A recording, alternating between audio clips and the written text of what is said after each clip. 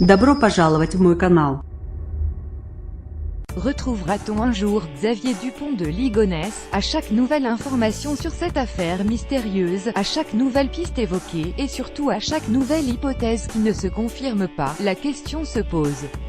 Ce mardi, le nom du père de famille soupçonné d'avoir tué femme et enfants, puis de les avoir enterrés sous la terrasse de leur maison à Nantes, s'affiche en gros dans la presse. De fidèles croient l'avoir vu lors d'une messe dans le monastère Saint-Désert de Carme à Roquebrune-sur-Argent, dans le Var. Des témoignages suffisants pour déclencher une opération policière discrète dans l'institution religieuse. En vain, Xavier Dupont de Ligonnès reste introuvable. Le début de cette affaire criminelle non élucidée, l'une des plus mystérieuses de ces dernières années, remonte à avril 2011. C'était le 3 avril. Ce soir-là, Xavier, Agnès et 3 de leurs enfants vont dîner au restaurant. C'est la dernière fois qu'ils sont vus vivants. Les enquêteurs établissent leur mort dans la nuit du 3 au 4 avril.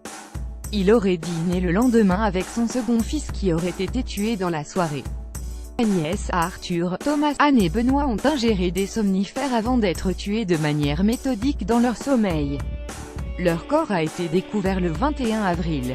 Méthodique, c'est également le mot utilisé par les enquêteurs pour décrire la manière dont Xavier Dupont de Ligonnès a organisé la disparition de sa famille. Filmé pour la dernière fois le 14 avril 2011, un an avant le drame, Xavier Dupont de Ligonnès envoie un email à 2 proches. Il y évoque ses difficultés professionnelles et financières. Si ça tourne mal, je n'ai que 2 solutions, me foutre en l'air avec ma voiture ou foutre le feu à la baraque quand tout le monde dort, écrit-il notamment, d'après le livre Le Disparu. Je serai donc fin août, début septembre, au pied du mur avec une décision définitive à prendre, suicide seul ou suicide collectif. Il y a ensuite ces lettres envoyées aux employeurs d'Agnès et d'Arthur, aux écoles d'Anne et Thomas. Et il y a ce courrier aux proches indiquant que la famille partait aux États-Unis. Xavier Dupont de Ligonnès y explique travailler pour les autorités américaines.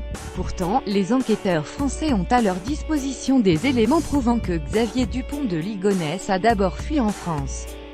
Dans la nuit du 11 au 12 avril, le père de famille passe la nuit dans un hôtel à Blagnac, dans la banlieue de Toulouse.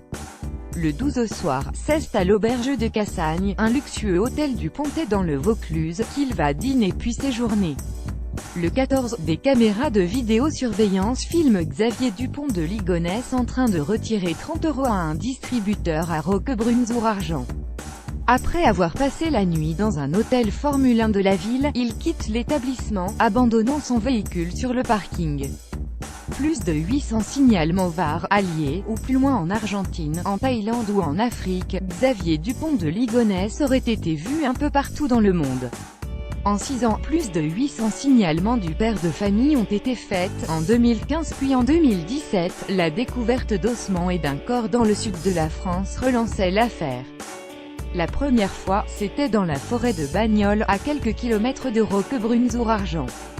C'est dans cette même zone qu'un corps en décomposition a été retrouvé au mois de décembre. À chaque fois, la piste Dupont de Ligonnès avait été abandonnée. Cette nouvelle opération policière de ce mardi, le jour de l'anniversaire de Xavier Dupont de Ligonnès, était destinée à fermer une nouvelle porte, même si la piste d'un monastère coïnciderait avec le passé religieux du père de famille. Dès les premiers mois de l'enquête, les policiers de la police judiciaire de Nantes découvrent les obsessions mystiques de Xavier Dupont de Ligonnès qui se rend régulièrement sur un forum où il parle notamment de sacrifice. La mère de Xavier Dupont de Ligonnès, Geneviève, est à l'origine d'un groupe de prière baptisé Philadelphie et qui tient un discours apocalyptique. Un groupe qui présente des critères de type sectaire, selon une association de défense des personnes victimes de sectes.